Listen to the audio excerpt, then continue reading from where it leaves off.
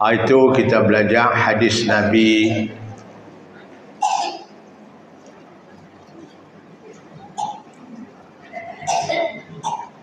Ada berapa yang dikatakan hadis Nabi? Berapa? 5. Satu, sabda junjungan perkataan Nabi. Yang kedua, perbuatan Nabi. Yang ketiga, pengakuan Nabi. Pada orang lain buat, orang lain kata, Nabi mengaku betul. Dan yang ketiga, sifat-sifat tubuh badan Nabi. Yang keempat. Dan yang kelima, sifat-sifat peribadi Nabi. 5 ini namanya hadis. Artinya bukan hak Nabi bercakap saja, bahkan hak Nabi buat pun nama hadis.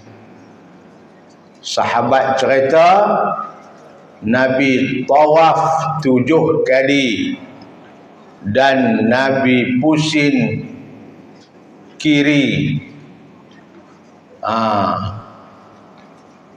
Itu perbuatan Nabi.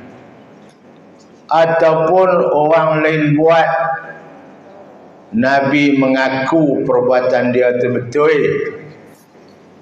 Seperti Abdullah bin Ummi Maktum. Dia tambah di dalam solat, dalam azan solat subuh, as-salatu khairum minan naum. Nabi mengaku dan Nabi perakui. Dan yang keempat, para sahabat cerita tentang sifat-sifat Nabi. Lagu mana Nabi, lagu mana badan dia, bagaimana kulit dia, bagaimana rambut dia, bagaimana gigi dia, bagaimana dagu dia, bagaimana mata dia. Itu sifat-sifat tubuh badan Nabi.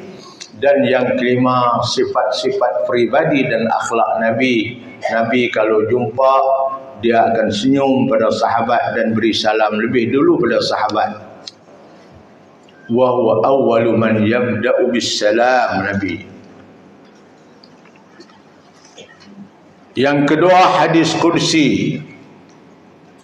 Hadis qudsi ialah berita-berita firman Tuhan yang disampaikan arti maksudnya oleh Rasulullah sallallahu alaihi wasallam dengan susun kata baginda sendiri. Allah bagi tahu kat Nabi sekian-sekian, maka Nabi bagi tahu apa yang Allah bagi tahu itu dengan kata-kata dan susun katanya sendiri. Ini bukan keluar daripada mulut Nabi, bukan hak Nabi punya, hak Allah bagi tahu kat Nabi. Nabi bagi tahu kepada kita dengan susun katanya sendiri. Itu nama hadis qudsi.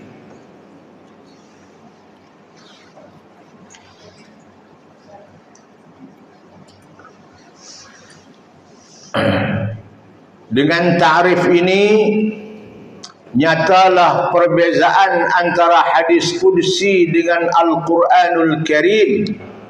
Hadis qudsi datang dari Allah juga, Al-Quran pun dari Allah, tapi perbezaannya Al-Quran datang dari Allah dengan lafaznya dan dengan maknanya sekali. Sedangkan hadis qudsi makna saja diberitahukan Nabi, lafaznya Nabi sendiri yang keluar melalui lafaz Nabi sendiri.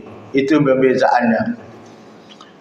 Kerana Al-Quran ialah kalamullah Ta'ala yang lafaznya dan susun katanya diturunkan kepada Rasulullah sallallahu alaihi wasallam serta diperintahkan supaya menyampaikannya kepada umat manusia. Jangan pindah-pindah. Lagu tu waktu turun, lagu tu lah kamu sampai. Tapi hadis qudsi dibagi tahu makna dan maksud, Nabi Muhammad sampai dengan kata-katanya sendiri. Itu beza antara Quran dengan hadis kursi.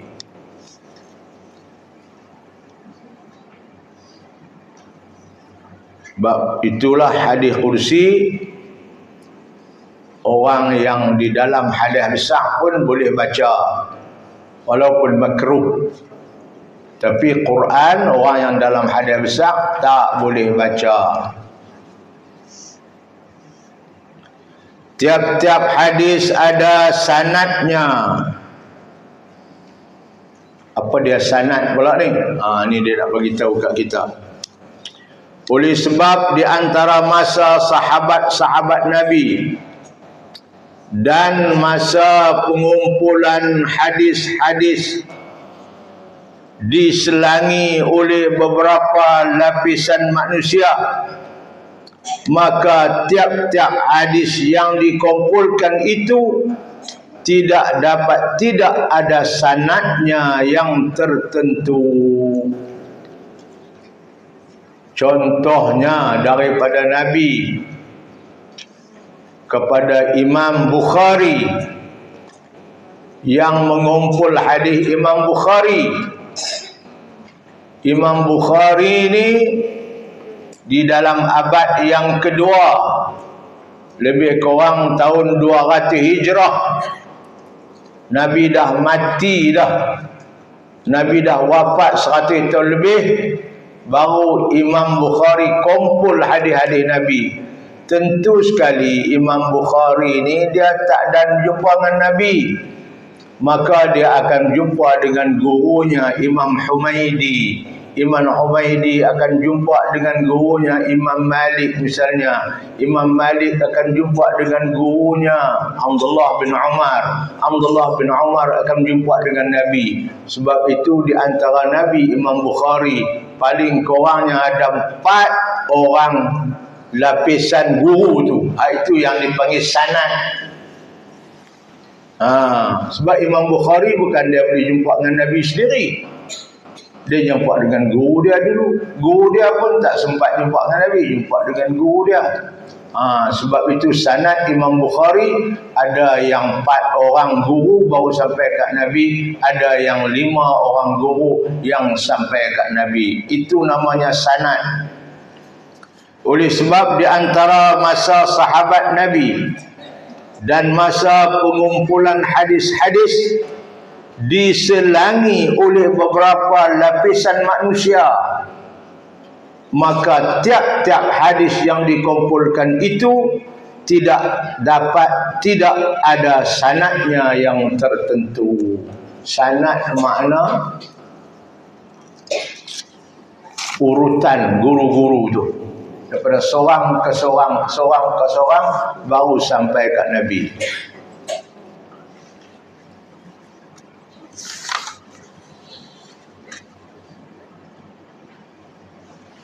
Sanad ialah silsilah pertalian yang terdiri daripada beberapa orang rawi, satu demi satu, mulai dari guru bagi seorang pengumpul hadis. Misalnya guru kepada pengumpul hadisnya Imam Bukhari, gurunya Imam Humaidi, hingga kepada sahabat yang menerima sendiri hadis itu daripada Rasulullah sallallahu alaihi wasallam, dengan memandang kepada keadaan sanad dan juga kepada keadaan tiap-tiap seorang rawi, maka terbahagilah kepada beberapa bahagian. Itulah jadi macam-macam hadis dhaif lah, hadis sahih lah, hadis hasan lah. Pasal apa? Pasal sanad tu lah. Hadis ni daripada Nabi, tapi orang yang bawa mai cerita kat kita hadis tu, kadang-kadang dia ni orang jenis pelupa. Kadang-kadang orang ni jenis dia tak berapa bertakwa. Jadi hadis dia akan jadi hadis dhaif, hadis dan sebagainya. Kihnya pasal sanad tu, bukan kihnya pasal daripada Nabi tu betul keluar, daripada sahabat tu betul, tapi orang hak di bawah-bawah tu lah. Kadang-kadang orang ni dia hafal, dia lupa, dia ni kadang-kadang dia ingat tapi akhlaknya kurang baik. Sebab itulah terjejas kepada hadis tu. Bukan pasal hadis, kata hadis Nabi kan keluar daripada Nabi semua, pasal apa jadi dhaif, sahih? Bukan pasal keluar pada mulut Nabi, memang keluar pada mulut, tapi orang yang sampai kat kita tu, berita yang sampai kat kita ni betul ke daripada Nabi? Nak kena pastikan sanad tu. Kalau orang tu orang yang memang ingatan dia elok, memang sebagainya, itu confirm hadis dia atau hadis sahih.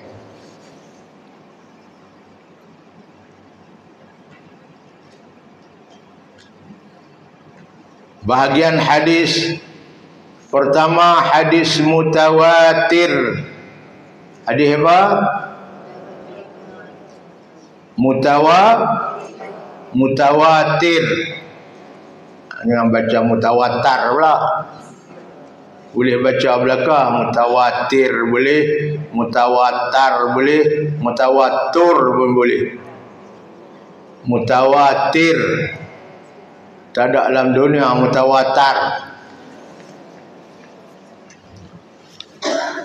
Hadis-hadis Nabi sallallahu alaihi wasallam didapati ada yang diriwayatkan oleh rawi-rawi yang ramai pada tiap-tiap lapisan sanadnya.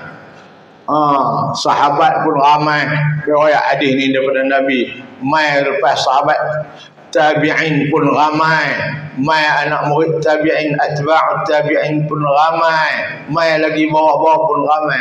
Dari satu lapisan ke satu lapisan tu ramai orang yang meriwayat hadis tu.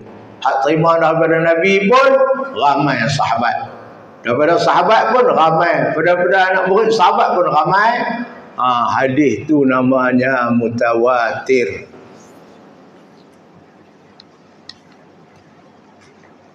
Sehingga kepada bilangan punya ramai itu sampai bilangan mustahil pada adat mereka boleh berpakat melakukan dusta. Tak mungkin seramai itu boleh pembohong. Hak bohong ni seorang dua boleh lah, tapi kalau mai 10 orang 20 orang tak boleh bohong. Kalau bohong tahu sat aja tahu kata bohong. Jadi apabila perawi ni ramai sangat, bilangan mereka daripada satu lapisan kepada satu lapisan, sehingga bilangan ramai itu mustahil mereka boleh berpakat bohong, maka hadis itu jadi mutawatir lah dia.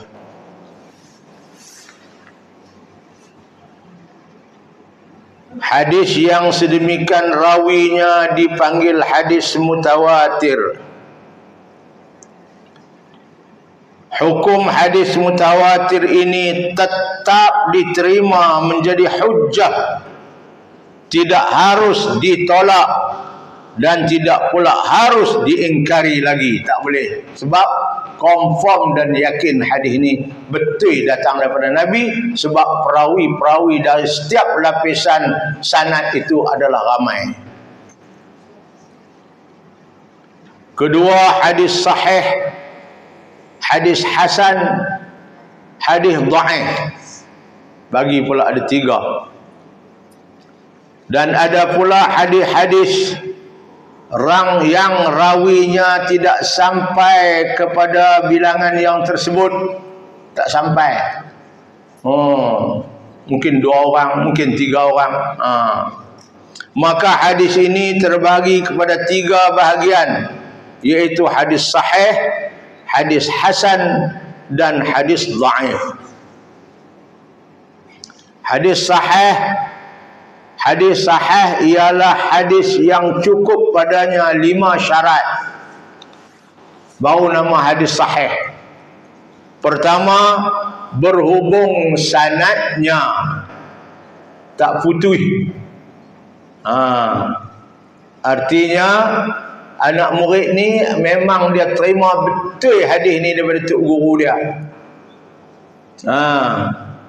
Tapi kalau dia bagi tahu, dia ambil hadis ni daripada tok guru dia, tapi tok guru dia mati dulu, dia tak ada lagi. Itu makna sanad tu dah putus. Maka dia tak boleh jadi hadis sahih. Sebab apa? Sanad sudah putus, tidak bersambung, berhubung. Syaratnya sanad berhubung.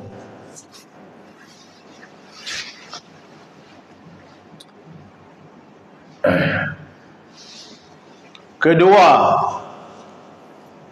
berhubung sanadnya, iaitu tiap-tiap rawinya itu berhubung antara satu dengan yang lain dari awal sanad hingga ke akhirnya, tidak ada rawi yang gugur, tidak disebut. Sanad tu bersambung elok.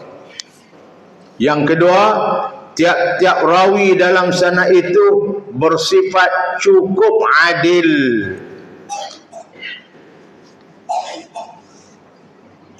Cukup adil ni, adil yang dimaksudkan di sini bukan zalim.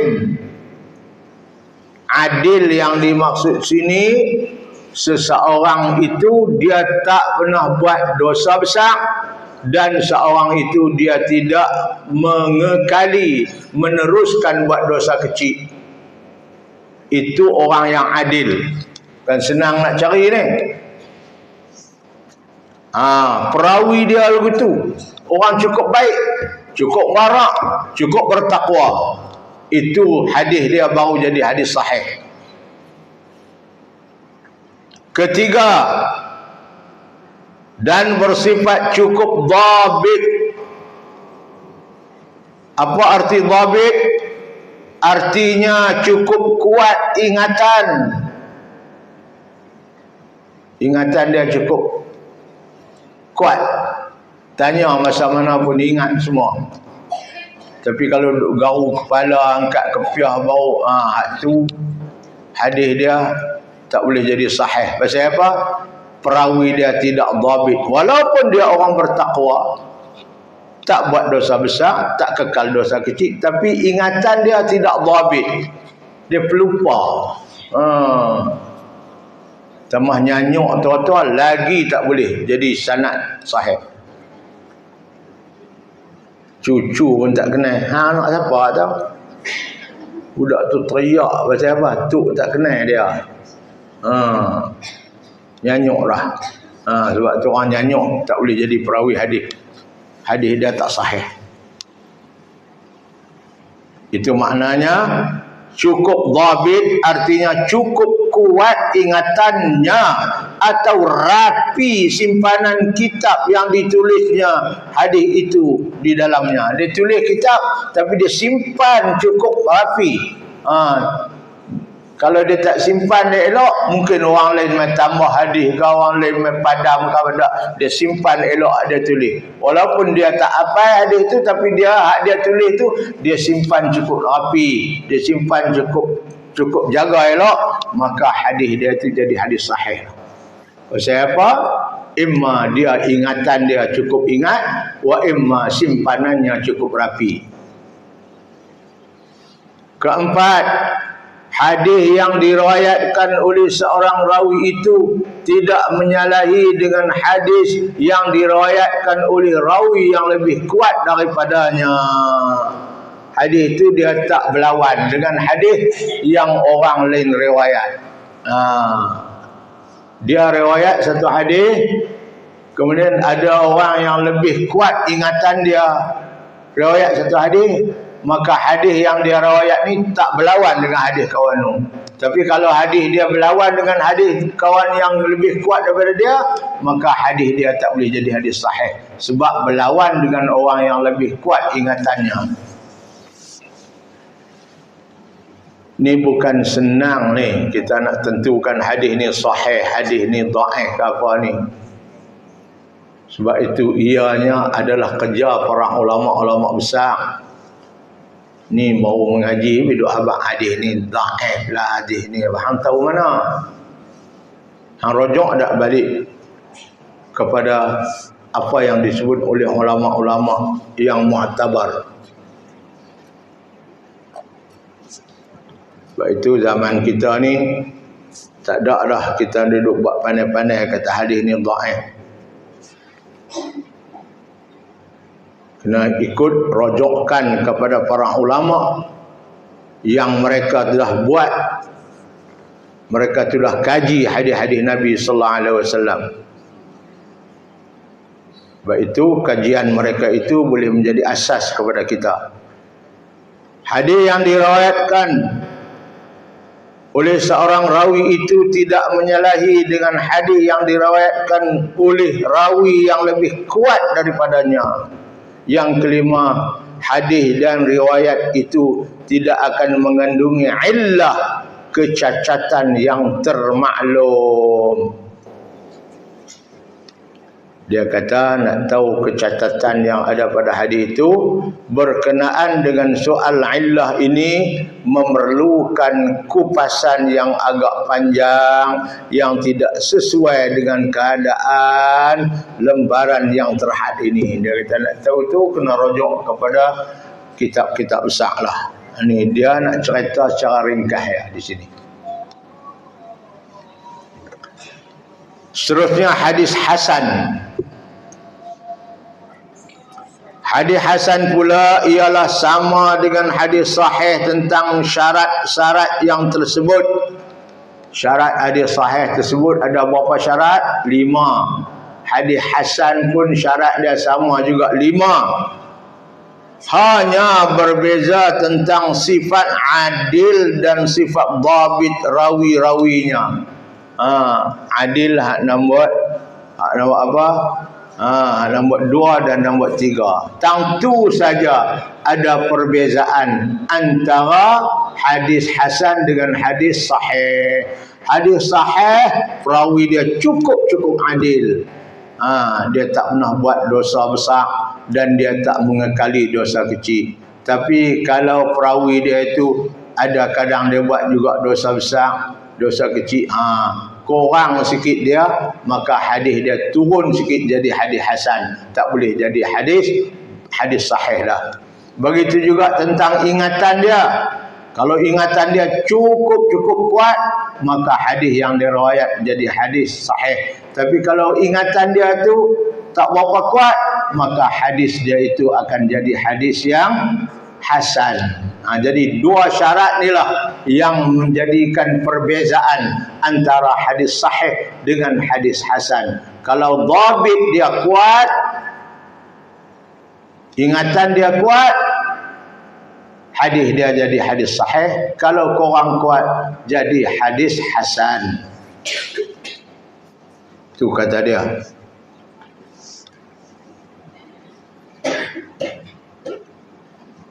Iaitu sifat adil dan sifat dhabitnya tidak cukup penuh. Dan hadis dhaif ialah tiap-tiap hadis yang tidak cukup padanya 5 syarat tadi. Sanadnya tak berhubung, dia jadi dhaif. Perawinya tidak cukup adil, dia jadi dhaif. Perawinya tidak dhabit, dia jadi dhaif. Perawinya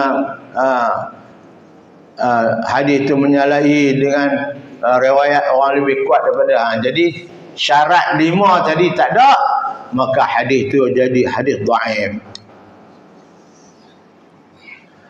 Kegunaan hadis sahih dan hadis hasan adalah menjadi sumber hukum syarak. Hadis dhaif tak, hukum tak boleh, buat amalan saja boleh. Nak jadi hukum haram halal tak boleh dengan hadis yang dhaif.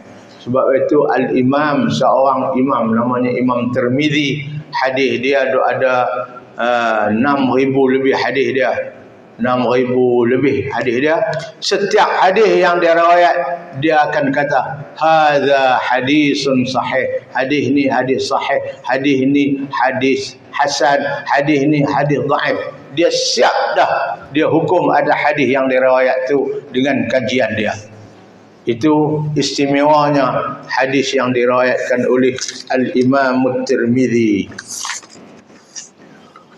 untuk diamalkan dan dijadikan hujah, manakala hadis dhaif pula hanya boleh digunakan untuk menyatakan kelebihan satu-satu amal. Kita nak cerita tentang fadilat, buat kerja ni fadilatnya, kelebihannya lagu ni, buat kerja ni fadilatnya lagu ni. Tu boleh, walaupun kita berlandaskan kepada hadis dhaif, boleh. Tapi no masalah hukum, ini haram, ini tak boleh buat, ini boleh buat, ini kena buat, hukum dia kena dengan berlandaskan kepada hadis sahih ataupun hadis hasan. Hadis sahih, hadis dhaif tak boleh. Hadis dhaif boleh untuk nak menyatakan tentang fadilat amalan-amalan, kelebihan amalan-amalan boleh katanya.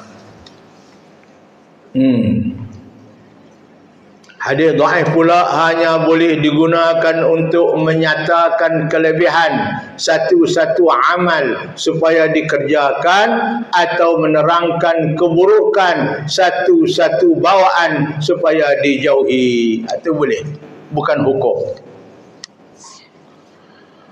Hukum-hukum mengenai sesuatu hadis, hukum yang diberikan kepada satu hadis dengan dikatakan hadis ini sahih, hadis ini hasan atau dhaif, adalah semata-mata dengan berdasarkan kepada keadaan lahir daripada sanadnya dan rawi-rawinya. Kita hukum hak zahir saja. Hak hakikat sebenar kita tak tahu, yang tahu Allah. Bukanlah dengan secara pemutus mengikut hakikat keadaan yang sebenar. Kita tak tahu, kerana ada kemungkinan berlaku kesilapan pada orang yang bersifat adil, dan kepercayaan dia ni memang adil, tapi kadang-kadang dia pun ada kala dia silap. Dan kemungkinan juga orang-orang yang pembohong dia bercakap benar pun. Maka hakikat yang sebenar itu Allah jua yang mengetahuinya. Kita hanya hukum kod zahir, kod hak kita pandang saja. Hak hakikat sebenar Allah saja yang tahu.